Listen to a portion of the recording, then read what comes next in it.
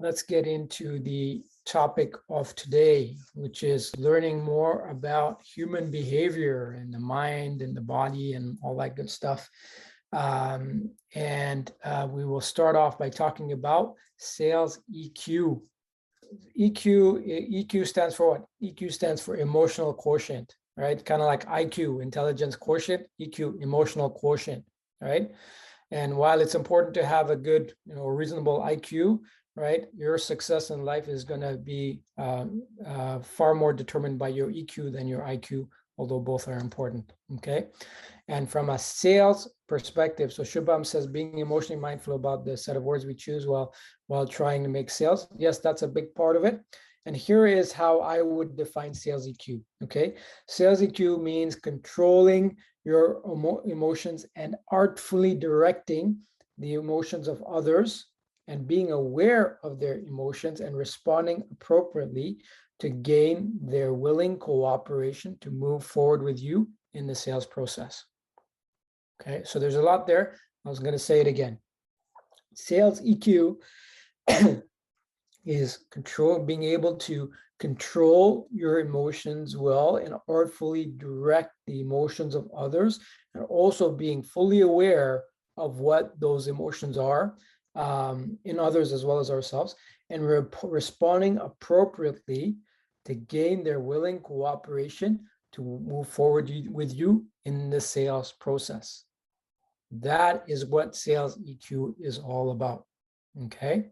And in this day and age, right, it's not all about the product. It's not all about the solution, right? It's not all about your company, right? Although those things are all important, the biggest factor that will determine success in sales is how well you're able to engage with other people, right? How well you're able to empathize with other people, how well you're able to understand other people, how well you're able to display the confidence that you can help them solve their problem. Okay, so with that little intro on what sales EQ is, I'm going to show you a little video, and I want you to tell me, what do you notice in this video? So just pay careful attention to what's going on and then capture in your mind what it is that you notice, and then we'll talk about it. Okay, here we go.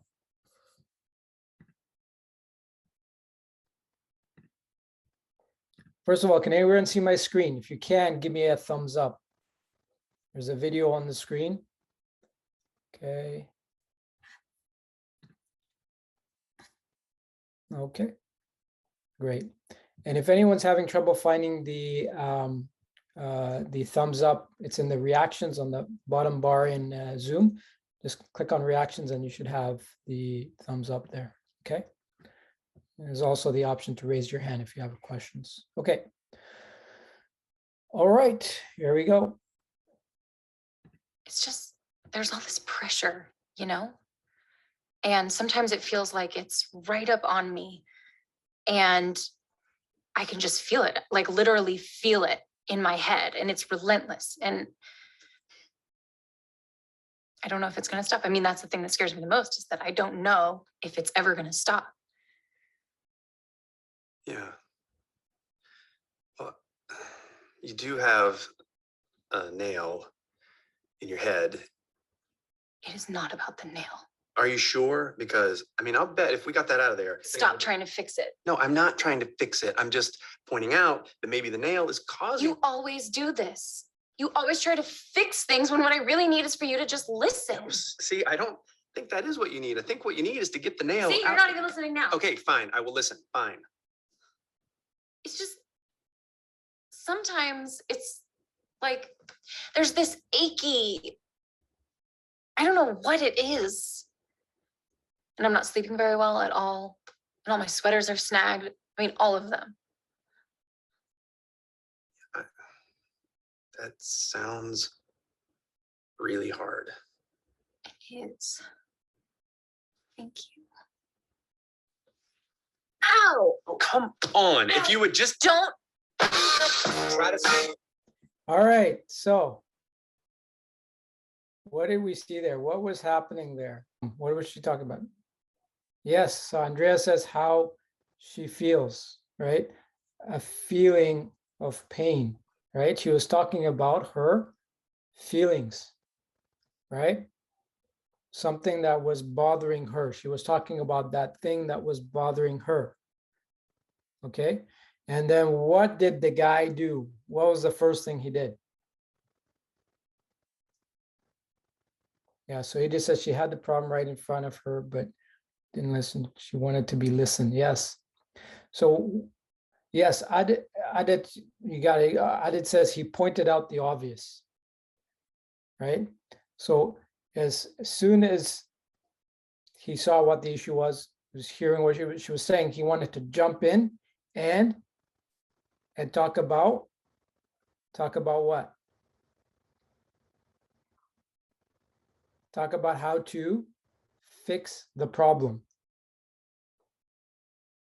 right? He wanted to talk about how to fix the problem right away. Okay. So rather than letting her talk and get it out, and rather than what she didn't want right there and then was the solution. He was not ready to listen to the solution. What did she want instead at that moment? What was she looking for instead?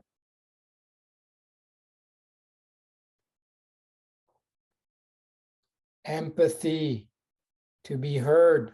That's right. To be heard and to be empathized with. Okay. So that's what she was looking for. You know, even though he could see what the problem was, even though he felt that he knew what the solution was, just get it out of there. She didn't want that, right? She didn't want that to happen at that point. She wanted just to be empathized with and heard. Okay. And so who feels that this is just a male-female dynamic thing in terms of how males and females kind of communicate? Who feels that this is just, that's all this relates to? Okay, Shubham, you're shaking your head. What are your thoughts?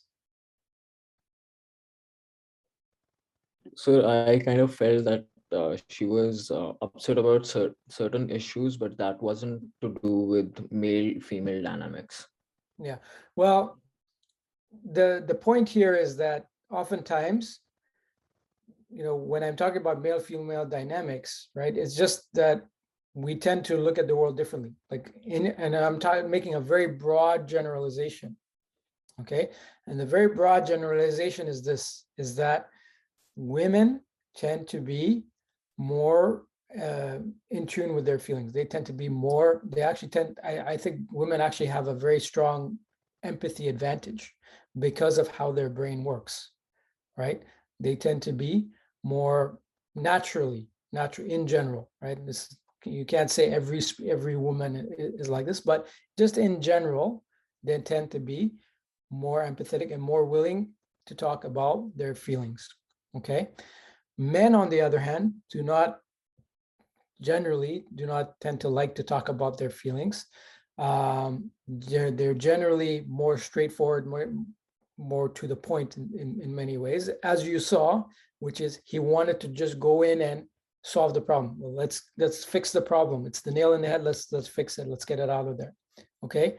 So that's what I meant by a male-female dynamic, right? So, you know, but the point is, you know, while there may be some of that, right? Yeah, Shubham says men generally don't beat around the bush, but also men generally don't want to ask for directions, and that's why they get lost. Okay, so yes. So he just says straightforward, 100%. Okay, so the point is here is you know, not to point out, you know, not to focus on, yeah, there is a male-female dynamic that usually happens, but how does this work in the context of sales interactions? Okay, and what typically happens is just like you see there, sometimes the buyer just wants to be heard and understood and empathized with, especially when there's a lot of crazy things going on, especially when the situation is chaotic especially when they are concerned about certain things that maybe I might not get a promotion or I might get fired or things like that, right? So it would just be like somebody saying, you know, how they're worried they might get fired. And then you start talking about, well, you know what, here's my solution. It's so great. It's so great. And you know, for sure they'll give you a promotion if you put my solution in place, right? That person is not going to feel heard. That person is going to feel like you're just running over them. You're focused more on what you care about than what's important to them, right? And the point in sales is you really need to make, if you want to be successful, you need to make it about the other person, right? And this goes beyond sales. This goes just in life in general. If you want to get something done through other people, you got to be focused on them and their needs, and you got to be able to empathize with them, right? So empathy is a big part of EQ, right? Listening, understanding, having empathy, right? Let's go back to the clip. How did he end up, because he recognized it, you know, later on, okay, that she didn't want the fix, okay, right then and there. How did he respond when he recognized that?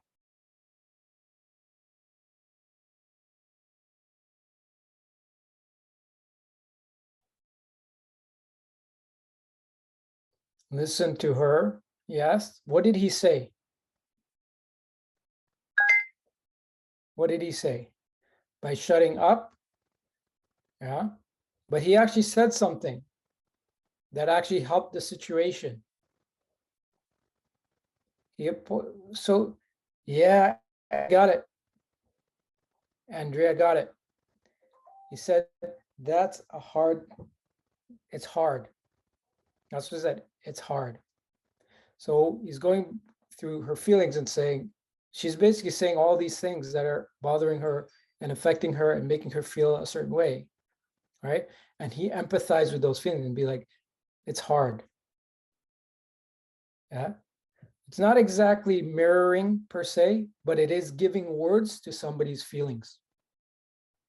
So if you can give words to listen, you listen to what they're saying and you give words to their feelings. It sounds like you're upset about this, right? It seems like this is frustrating you. I know what you're going through. It sounds really hard right now, right? That is empathy, right? That is, you know, exactly as Andrea pointed out, that was the thing that turned things around for him, right? Because he empathized and he shared that, yes, it is hard. It is hard. That is how you must be feeling. It is hard. Okay. And that's oftentimes what we need to do when we're with buyers. Rather than start talking about our solution that will fix how they're feeling, you know, all the negativity and all that, right? We need to just listen and then empathize, use the right choice of words to show that we're not just giving them a line, right? Right? Your tone of voice, how you say it, right? Your facial expression. You're going to be judging, you're going to be gauged on all of that because the subconscious mind is taking in all this information, right?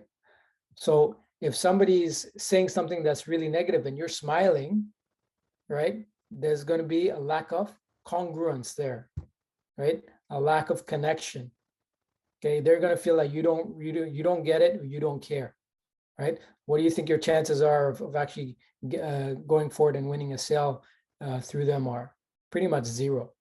Okay, so that's why we need to develop these skills, and these are the skills that, you know, the poor or weaker salespeople, they don't have these developed very well, and that's why they don't do very well, right? Whereas the ones that are more in tune and know it, so it's not just about having great product knowledge and industry knowledge and competitor knowledge, right? All of that is important, right? But what's much more important is how you engage with other people and your level of emotional intelligence and how you can use that to keep the buyer moving forward towards getting a solution that will truly help them improve their situation. Okay. Okay. All right. So now let's look at another video, but this time I want you to see, I want you to tell me, what do you think I'm trying to point out in this other video? Hopefully the sound comes out on this. Can you hear?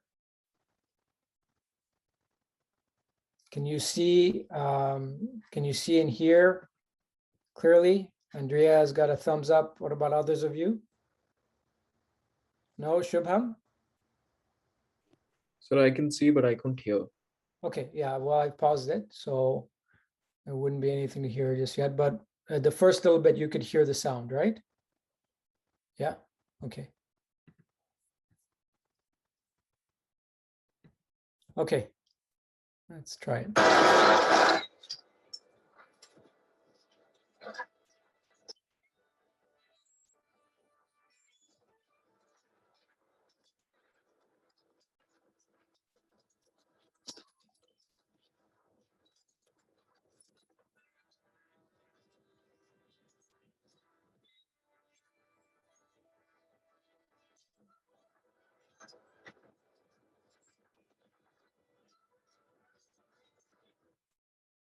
You cannot hear? Okay. Yeah, that's strange. Let me, you can't hear it all, or is it faint?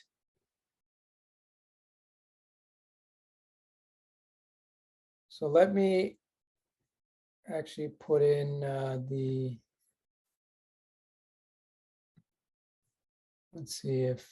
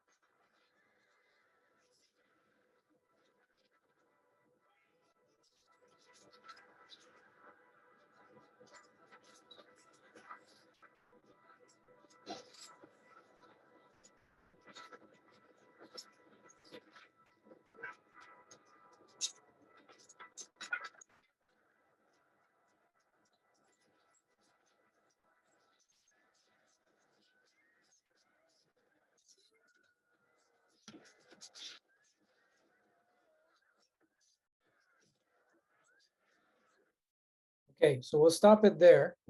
Okay. So I'm not sure why there was an issue with the audio, but let me kind of talk you through what was happening. Okay, so at this point, you can see that the enemy side, the enemy side is approaching, and they're coming faster and faster. Okay, and then this is Braveheart, played by Mel Gibson. Okay, and as they're coming, what is Mel Gibson saying? If you've seen the movie before, yes, as Rishabh says, he's saying hold, right? So he says steady, then he says hold, right? Says hold again, right? They're getting closer, and he's saying hold, right? And then says hold again, and then he basically gives the command, okay, now, all right? So what's the point there? What is the point there? Exactly, Johanna says they're waiting for the right moment to take action. Yeah, point of surprise, yes. It's about timing, right? Holding back, right? And timing before you act. Okay. Right. Recep says at the right point and at the right time. Exactly. You want to take the action at the right point and at the right time. Okay. So how does this relate to sales? What does this have to do with sales? What do you think? What does it have to do with sales?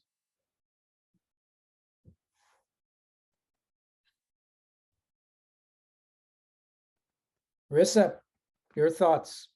What do you think this has to do with sales?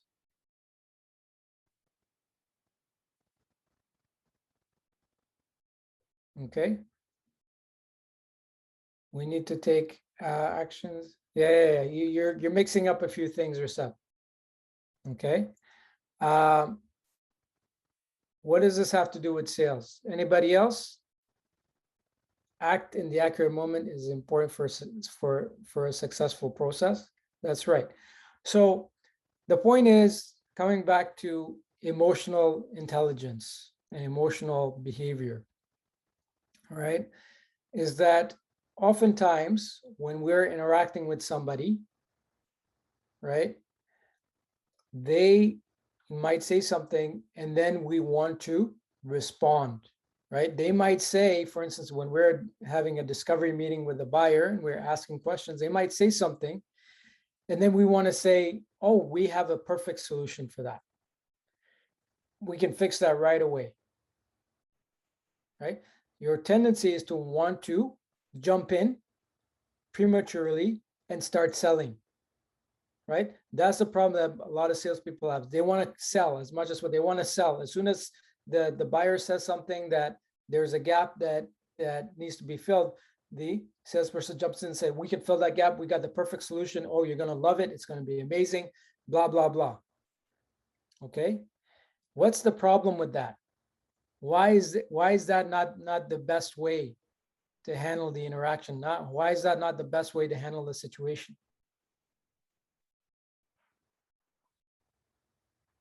Why do you think?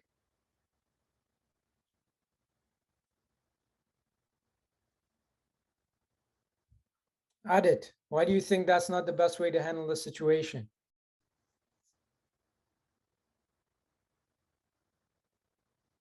So Shubham says too aggressive customers can lose interest. Yeah. So then it shows us actually that we're more interested in selling our solution than actually helping them. The other issue that it creates is that we're not listening to what they're saying. We start jumping in prematurely. We might only stop at the surface level of the problem, right? We might not be able to see deeper into how deep this iceberg goes, right? How big is the problem? How many issues are there that we might be able to solve, right? So we basically, yeah, so Shubham says they will also not develop a trust. Exactly, because we're showing that we're more interested in what we have to sell. We're more interested in our commission, right? So Andreas says, are we not here to resolve the problem? Yes, right? So we basically do not get to understand the full scope of the problem, right? Which means that if we jump in with a premature solution, either we're not going to get the buy-in of the buyer because we've shown we don't really understand the scope of the problem, or the alternative might be we might actually get a sale, but it might be a smaller sale than it otherwise could have been because we didn't explore all the full impact of the issues. Okay, so that's one context in which this applies, where we need to hold back. As much as we want to jump in, as much as we feel we have the right solution and we want to talk about it, right? You need to hold back, right? You need to understand. You need to listen, actively listen, not passively listen, right? And really get the full scope of what's going on and ask the right probing questions to get the full scope of what's going on rather than jumping in. Okay, so that's when we're in the discovery phase. That's where we're trying to learn what's going on in the situation and so on. What about other phases? How about in the negotiation phase? When is it the right thing to do to hold back? What do you think?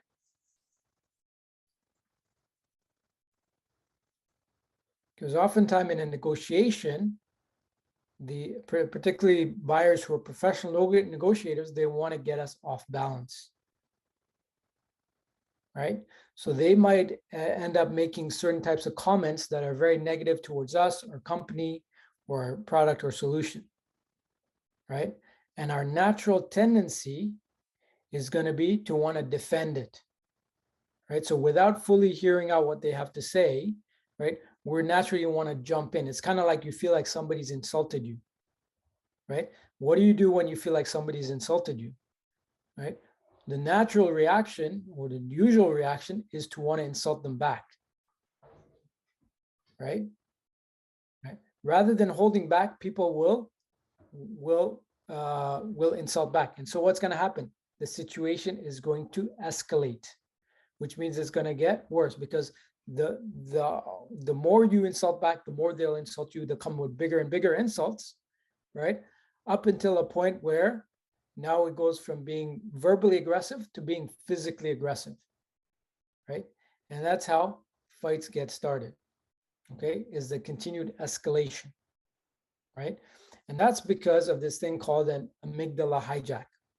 Okay, we'll talk a little bit more about that, but there's a part of the brain that's involved in the fear response, right? And when the fear response is activated, right, then we often are not thinking clearly. And we'll talk about why that is, but we're often not thinking clearly, right?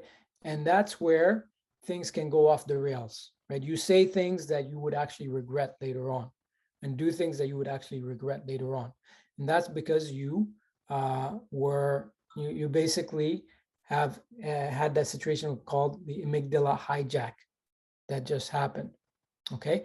And so the best way to deal with this kind of situation, right, is to, we say name it, and name it to tame it, okay? So it's understanding what is going on. This is about having emotional intelligence about your own self and knowing what are the signs and signals in your own self, what's going on. It's just like if there was you were walking out, let's say camping somewhere, and let's say a wolf came out, in that area, in your campground area, right? There are three things going to happen. You're going to fight. You're going to feel like you need to fight, flight, or freeze. So fight means obviously you get ready to fight the animal. Flight means you will run. Freeze means you might just freeze in place. Okay. And what had happened is that if you, and the same reactions like that happen to us, like when there's an animal that could cause us harm, also happen to us in interactions as well. Somebody says something verbally, they didn't hit us, they didn't punch us or anything like, but they said something, right? And what they said started to cause us discomfort, stress, right? Agitation, right? And this is what, if you go back to the clip of the movie that I just showed, right? If we, let's actually go back and look at how might some of these people have been feeling, right? As all of this was happening. Look at this person, right? Look at this person. What do you think this person's feeling right now in this situation? What do you think? Let's tune into the scared and uncertain, Shubham says. Yes, absolutely. The person is probably feeling scared, uncertain, fear. Yes, yes. Maybe a little bit of confusion as well, because he's probably wondering why is our commander waiting for so long to give us the command on what to do, right? Why is he telling us to hold back? We need to be going forward. We need to attack them. They're going to attack us. We need to attack them, right? So there's that fear, confusion, uncertainty, right? That's going on, right? So think about internally what's happening inside the body is that usually what happens is when we're agitated is our heart starts beating faster. The blood starts getting directed to our extremities, which is our hands and our legs, right? It gets drained from parts of the brain, right? It gets drained from the gut area, which is digesting our food, and it goes to the parts, our muscles, right, and our extremities, our hands and our legs, so that we can be ready to fight or run, right? And that's exactly what happens even in a situation where we're not being physically threatened. That's the same kind of feelings we would have if somebody said something that we didn't like, say somebody said something against us, against something we care about or someone we care about, you would get the exact same reaction. Okay. And so how do we deal with that? This is important, in sales. How do we deal with it? Because that's going to happen a lot, right? You will get rejected. Sometimes people will just insult you. If you were just making a call, somebody will insult you. You got them at a bad time, and there maybe something's going on and they insult you, right? And it's never call me again, right? You're going to have certain emotion. You're going to have a certain emotional reaction. Okay. And the trick here, or the key, is to not let that overtake you. Okay, because if you let that overtake you, if you let that amygdala hijack happen, right, what's going to happen is that you will do things, you will probably end up doing things that you will actually later regret. You might do or say something that would cause more harm for you and your situation than otherwise would, right? And so the way you need to deal with it is you name it and tame it, name it to tame it, right? So you name what's going on, right? When you start to feel that maybe you're starting to sweat, with the interaction, the way it's going, you're starting to sweat, you're starting to feel agitated. You can feel your heart, in your chest pumping faster and faster, right? Now, something, you've been triggered, right? Something's going on, right? Something's happening, right? And then what you do is you need to get control of it. The way you get control of it is you need to say, okay, I know what's going on here. What this person just said is making me agitated, right? This person just said is bothering me, right? And I'm getting agitated. I'm starting to get upset, right? You just name it, right? And we'll talk about the other parts of the brain, but you just name it, and then now you can get into the mode of the situation where you can actually start solving the problem. You can figure out what the right way to deal with it is without making it get worse, right? And the problem is when we don't get a hold of the situation, when we don't get in control of the situation, right, is that it runs away from us, right? And then we act irrational, right? And when we act irrational, bad things can happen. This is how, when it's not controlled, insults will lead to fist fights. People will get physically harmed in that kind of situation, right? Now, while that can happen in sales, it often doesn't get to that level of altercation where people are actually fighting each other, but it can get verbally aggressive, right? And so the way to best deal with this is actually to be able to practice, right? And that's why we have this concept of role-playing situations, right? Is because we need to give our own selves and our brains a chance to be put in that situation and to practice how we would respond, right? Because unless and until we practice, chances are if we get into that situation all of a sudden, if we don't have the training on how to deal with that, chances are we are just going to do what comes naturally to us, which may be the worst thing to do in that situation. Okay, so controlling our emotions, understanding and controlling our emotions is super key, but so is also trying to influence the other person's emotions as well. Okay, so those are some of the things. So those are some of the key concepts we want to be keeping in mind when we're interacting with people. Okay, so now let's talk about the brain itself. Right, let's talk about, there is this concept called the triune brain. Has anyone heard of this concept called the triune brain?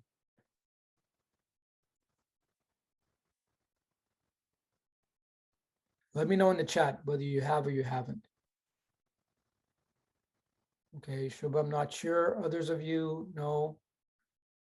No. No. No. Okay. Okay. All right. So the triune brain is basically the concept that it's kind of like we have 3 layers of our brain. okay? And you can think about it like, three concentric circles in a way, okay? So where in the center, we have the, what we call the reptilian brain, okay? And the reptilian brain is responsible for well, the reason it's called reptilian is because it's common with all reptiles as well, right? All reptiles also have this brain. And it is a part of the brain that basically does all the automatic things that our body needs to do, right? Like breathing, as an example, right? We don't have to stop and consciously think about how to breathe, right? It's just something that our body is naturally doing. We don't have to think, okay, I need to take in oxygen. That means I need to bring in air through my nose, right? And then I need to breathe out. Like, we don't have to think about it. It is happening naturally. It's happening normally, right? That is the reptilian part of the brain that's controlling what we call the autonomic nervous system, okay? Then on top of that, we have the limbic system. And the limbic system is basically a part of the brain that's common with all mammals, okay? So the idea here is that kind of like the idea being kind of over eons and eons of years of evolution, that basically the most primitive part of brain was like the reptilian brain, and then the next part was the limbic brain. And the limbic brain is the part of the brain that's relevant to feelings, right? And emotional behavior and responses is what comes out of the limbic brain, right? And that's where this thing called the amygdala sits, right? The amygdala is basically an almond-shaped part of the brain, right? Where, it's basically your fear center, right? So whenever stimuli go through the amygdala, it's usually the part of the brain that's looking at, through one of three things. If something new is coming into the situation, it's asking, is this thing going to help me, or is it going to hurt me, or is this of no consequence? Right? So it's constantly searching the environment for threats. What is it? It's primarily looking for threats. What is it that could hurt me? Right? And anything that activates this, when you're scared, this is the part of the brain that is activated. Okay. And this is the part of the brain that creates yes, Rishabh is right. The thalamus is the part where what we call the hypothalamus is where this part resides. Okay. And when we are taken over, right, this is the part of the brain that is fully in action. This is the part that lights up, right? When researchers do scans of the brain, they find that when people are upset or scared or afraid, this is the part of the brain that is lights up like a Christmas tree. Okay. And what's on top of that? On top of that is the neocortex, right? What's the idea behind the neocortex? Neo is Latin for new, neocortex. Okay. And that is basically the top layer. What do you think that top layer is responsible for?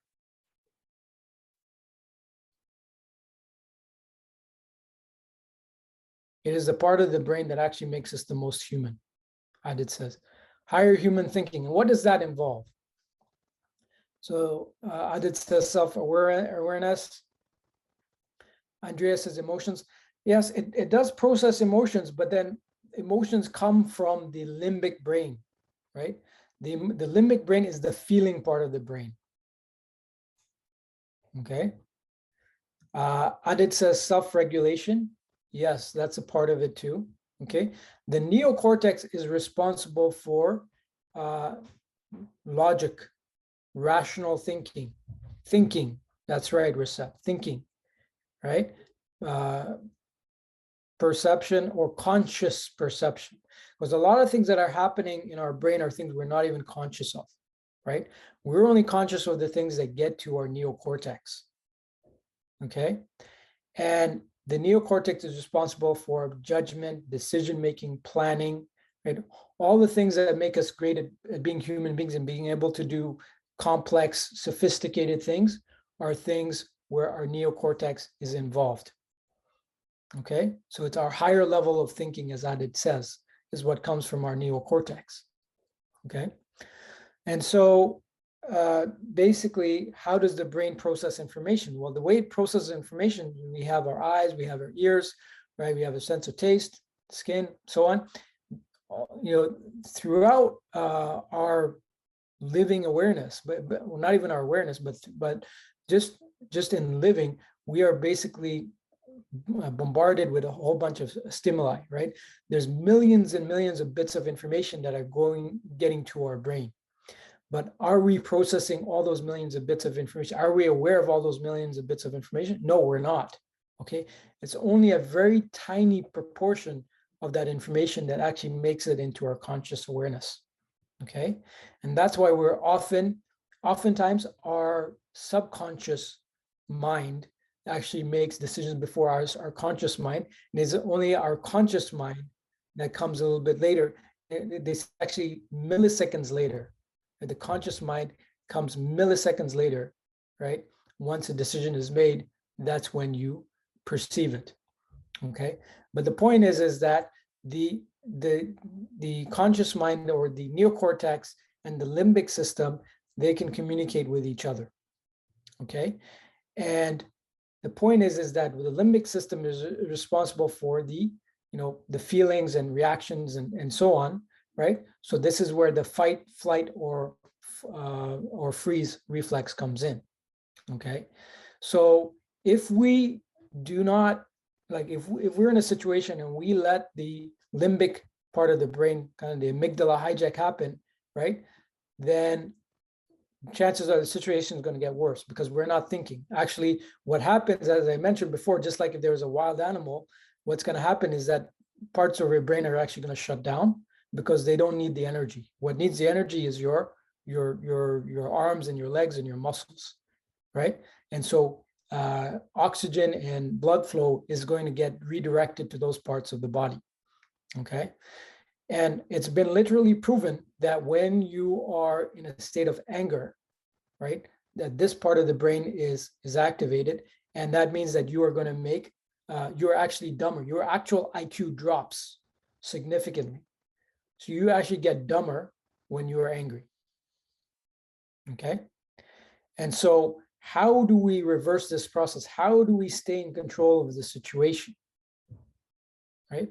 The way we stay in control of the situation that is going negatively, that's making us feel a certain way, is to notice what's happening, right? With the thinking part of our brain, and say, okay, what this person said is starting to make me feel upset. Okay. And then you engage your mind in terms of, how can I fix this? How can I improve the situation and not make it get worse? Right? Because you might say something without thinking that upsets, because the people we're interacting with, their brains work similar ways too, right? So we might say something that makes the other person feel fear or anger, right?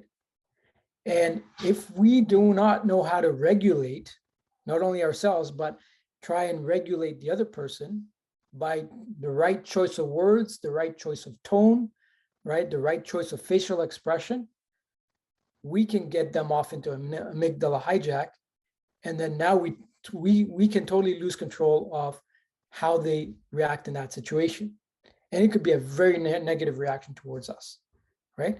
And so we have to be mindful of all these things, because there's a lot of things that we can do that, even though we don't have direct access to their brain, we can actually control, not control, but influence how somebody perceives a situation, right? How somebody perceives us, how somebody perceives the problem, how somebody perceives the solution.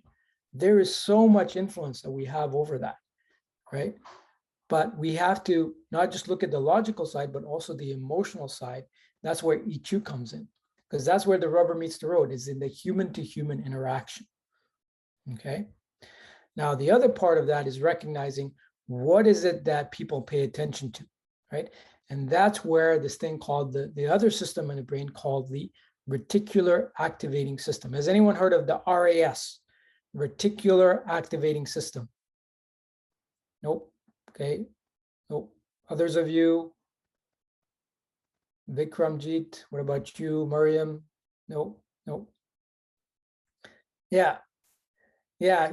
Well, the good thing is you're not gonna have an exam on this audit, so you can relax. Okay, but the reason we're learning about this is because it has a huge influence on how we can sell and how we interact with other people. Remember, B2B, it's all about the human to human. Sales can be more like chess. Okay. Where you really have to think, particularly B2B sales, where you really have to think strategically about what's going to happen. And you have to think of, if I do this, this might be the response, or these might be the potential responses. You may not have 100% predictability, but you will have the likely scenarios that could play out. Okay.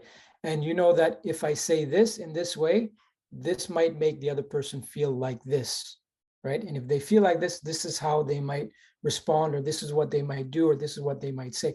And so it's really trying to think of, how can I channel, like, people do have egos, right? As you mentioned, Adit. So how do I show this person respect for who they are? Because people like to want to feel that they are respected, that being understood, that they're important. How do I show that, right? How do I develop this rapport, this likingness, right, between me and them? So it feels like we're on the same side, trying to attack. So it's all about how you position how we'll talk about framing, but how you frame the situation, as in, is it me against you, or is it me and you against the problem, right? Like, we are on the same team and we're collaborating to solve the problem, right? So the key is, and to answer your question, Adit, is basically to leverage your emotional intelligence, right, to get the buyer to collaborate with you on solving the problem. As soon as you get the buyer, and the buyers could be multiple people on your side, then it's we. It's not me against you, right? Me versus you. It's us versus the problem, and we're going to solve it together. Going back to storytelling, I want to make you the hero of the story. I am the Yoda. I am the coach. I am the Sherpa who's going to help you climb this mountain. Right? Make sense? Adit? Yep. Okay. So, All right. thank you. You're welcome. Okay. So let's get to the reticular activating system. Hopefully the audio on this one will work. Let me know. Okay.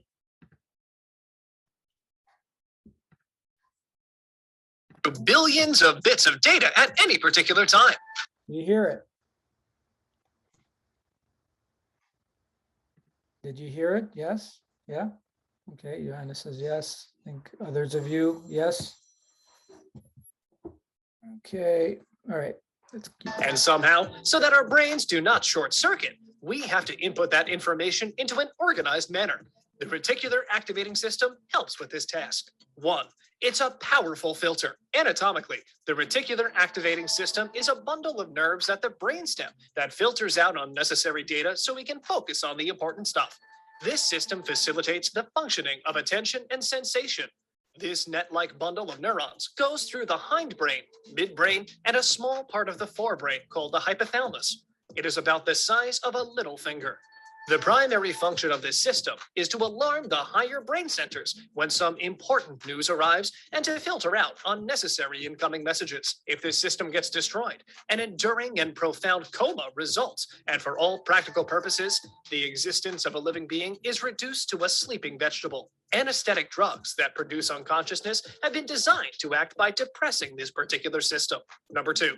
Helps with learning. The reticular activating system is the major reason that you learn a new word and start to hear it everywhere.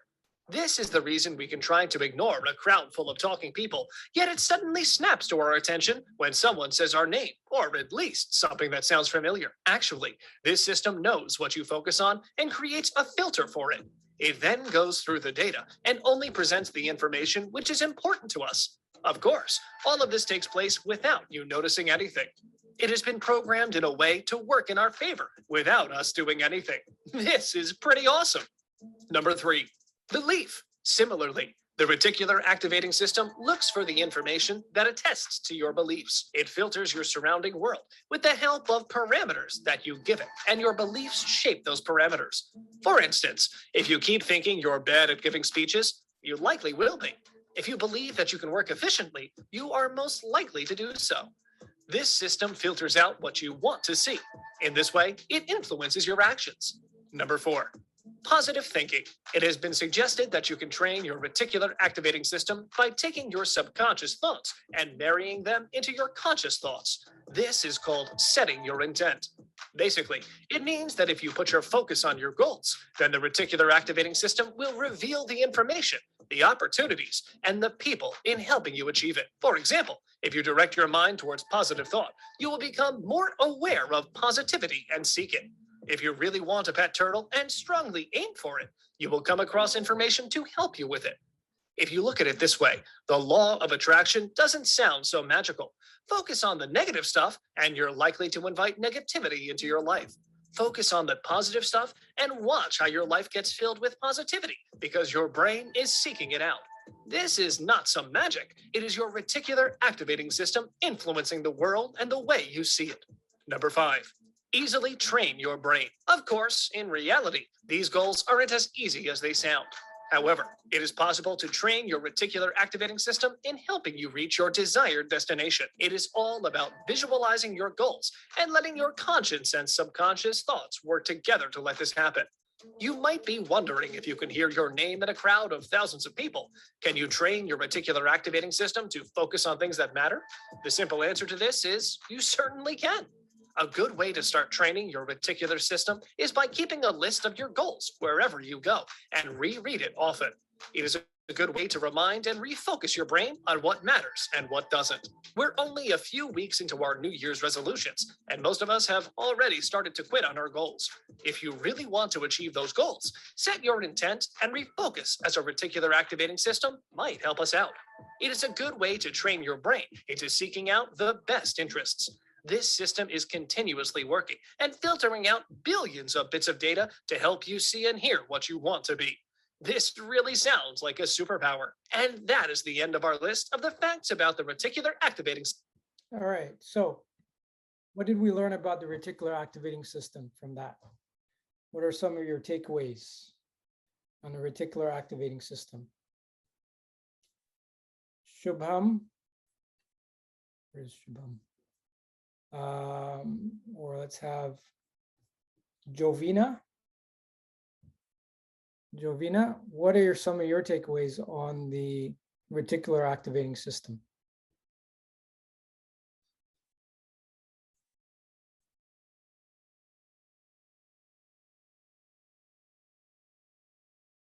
Jovina, if you're speaking, we can't hear you. You're on mute. Okay. Okay, or we'll just open it up. Anybody else? Like, what are your takeaways on that? What did you learn from that about the reticular activating system?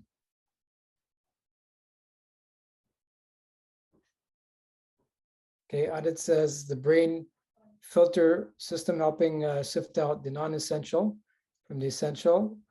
Also acts as a motivator to keep our goals in check. Yeah, absolutely.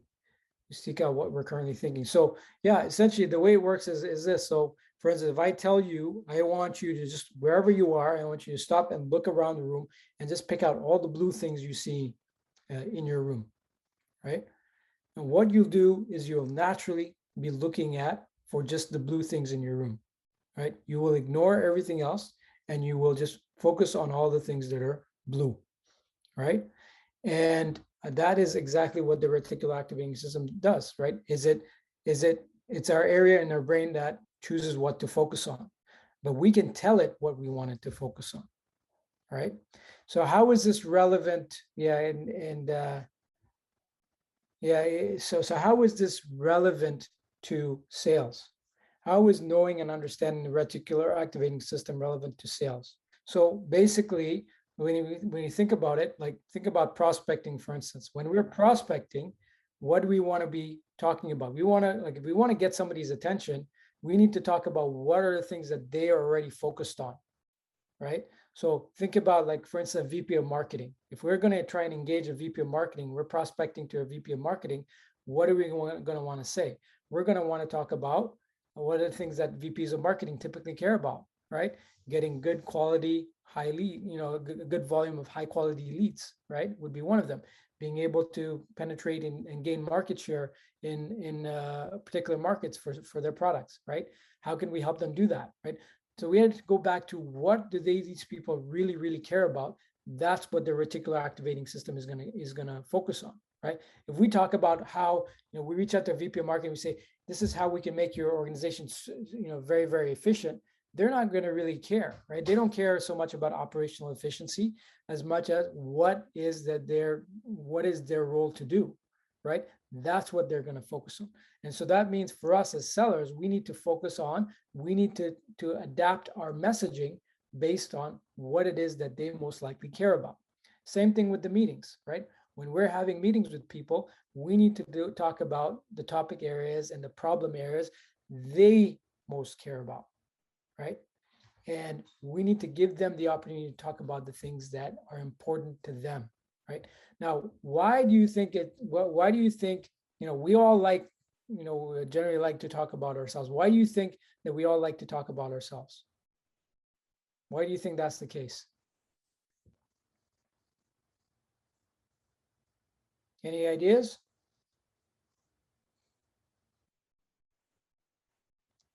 How does it feel when because the sound of our name is the most pleasing sound to us in any language, and we're all just like, well, it's not just about our name. It's about talking about the things that are important to us, talking about ourselves, talking about things we like, our opinions, right?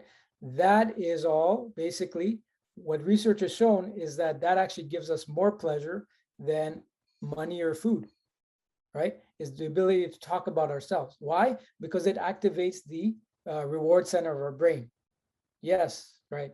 There's the dopamine system. These molecules in our brain get released, right, that are involved in the feeling of pleasure, right?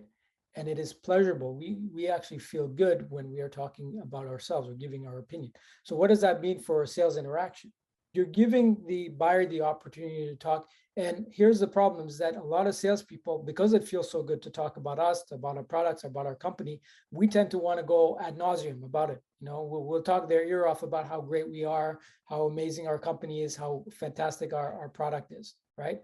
But what we need to do is we need to strategically give them the opportunity and invite them to give their views, invite them to share their opinions, right?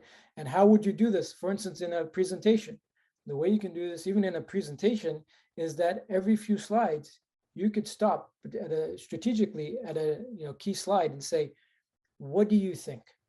What are your thoughts, Mr. and Mrs. Buyer, on this concept here? What are your thoughts on this idea here? What are your thoughts on us implementing it in this way, right? And you stop and you let them give you their views and opinions, because now they become involved, they become more engaged, right? As opposed to a one-way form of communication. Now you're creating a bit of a dialogue, which is what you want. You want to get that collaboration. Okay, so understanding how, what's important, how the mind works, can influence how we actually engage with other people. And that's the point here, is I want you to be thinking about how can you leverage these concepts when you are interacting with other people, not necessarily in a sales context, but in any context, whether in your personal life, in your professional life, and so on. Okay, so the next thing I wanted to share was this whole idea of cognitive biases and heuristics.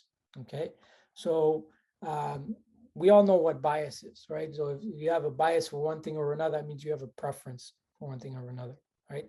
And a heuristic is basically a shortcut, right? So why do we care about this stuff, right? It goes back to something that we covered earlier, where we talked about what percentage by weight is our brain, percentage of our body weight. Do you remember? Does anyone remember what percentage by weight is our body weight? Is a percentage of our body weight is our brain?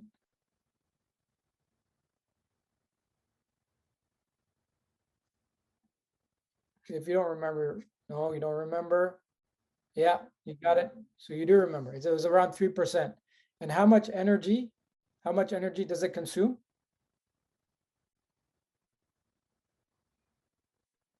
How much energy does it consume? Close on it, actually about 20% of the energy. Okay, so it's very small by weight, but then it consumes way out of proportion in terms of energy. So what that means, our brain naturally wants to cut down on consuming more energy, right? And that means that it takes shortcuts and it has these biases to make quick, easy decisions. This is where stereotypes come from, and that's why they get perpetuated, because if people perceive certain people from a group as being lazy, right, then they stereotype them as that, right? Just because they've seen one or two examples, then the whole group gets tainted with that, right?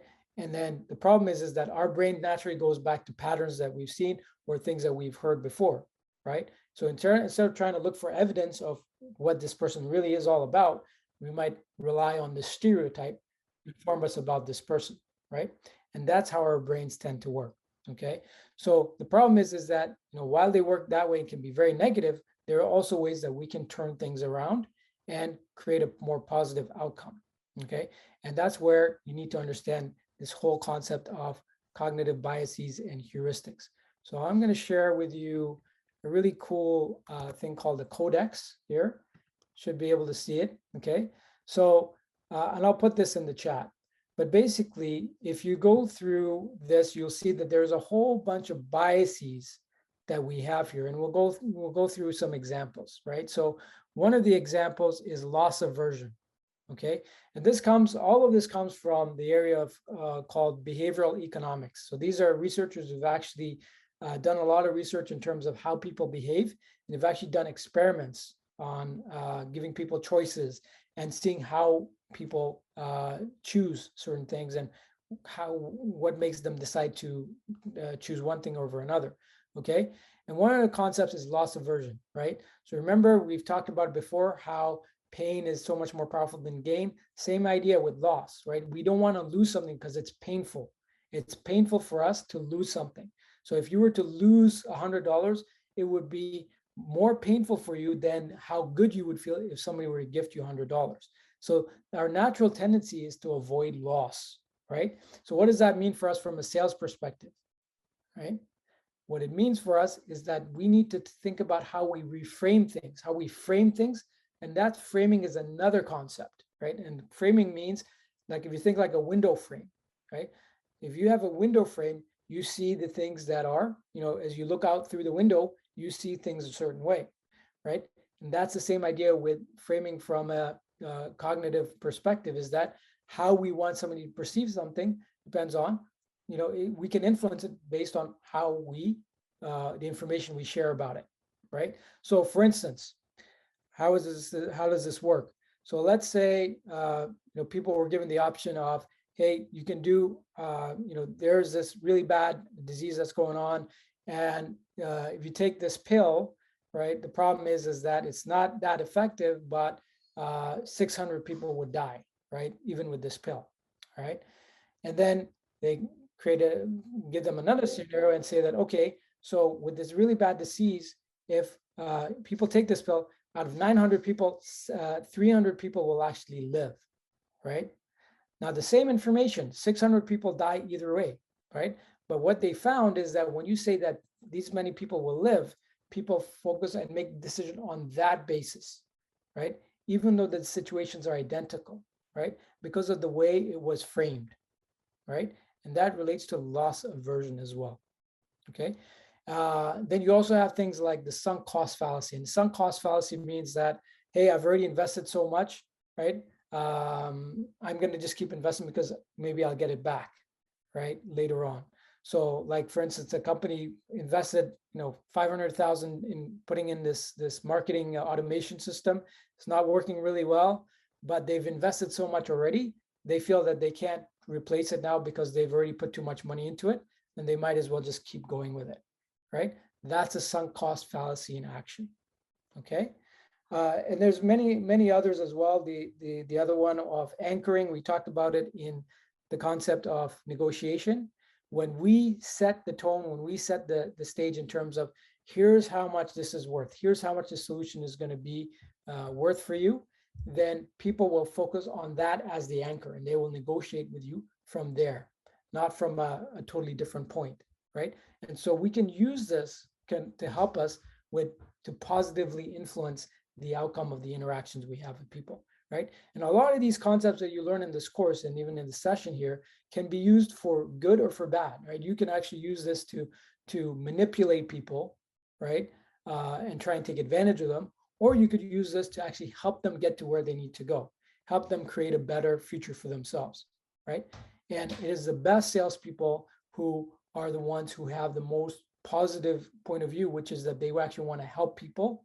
And is the other salespeople, who are just trying to take advantage, they might get some benefit in the short run, but over the long run, they will not be successful. Okay, so all of these things that we're talking about, I want you to think about how can you start to use this in your day-to-day life. Think about one or two of the concepts we just talked about today, and think about in your next interaction how you will leverage this information to create a more positive outcome. Okay, so that's the challenge I want to leave you all with today. Okay, yes, and thank you, Recep. Thank you for putting that in there. I was just going to post it, but yeah, Recep has put the link in there. I suggest you all click on it and bookmark it for later. And this can be a nice little thing that, you know, when you have some time, you might want to go through and look at some of these biases that we can all fall prey to, right? And think about where you've seen it and how this can be used either to positive or negative impact when you're interacting with other people. Okay, so I'll leave you with that. We'll end it here, everyone. So have a great rest of your day. Looking forward to seeing all your presentations on Thursday. Okay, so take care, everyone. Have a great rest of your